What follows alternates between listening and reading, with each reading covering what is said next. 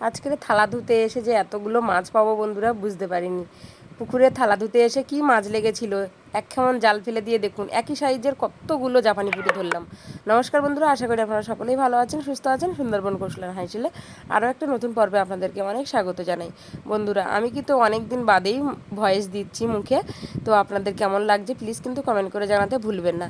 আর আমার ফেসবুক বা Instagram, YouTube, আপনারা যেখান থেকেই দেখেন না কেন আমার সাথে থাকবেন, পাশে থাকবেন, আমার ছোট্ট চ্যানেলটাকে সাপোর্ট করে সামনের দিনগুলোতে এগিয়ে নিয়ে যেতে সহযোগিতা করবেন।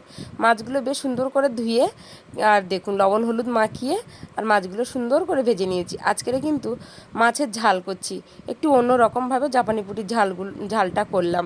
অনেকগুলো জাপানি পুঁটি একসাথে পেলাম, তো এরকম কিন্তু অনেকগুলো জাপানি পুঁটি একসাথে পাই না। তো মাছের ঝালটা করে আকাশকে ভাত দিয়ে দিলাম। আকাশ কিন্তু খেতে বসে গেছে, ও তো খেয়ে বলছে দারুণ হয়েছে। বন্ধুরা, আপনাদের কেমন লাগলো প্লিজ কিন্তু কমেন্ট করে জানাতে ভুলবেন না। আর আপনারা সবাই ভালো থাকবেন, সুস্থ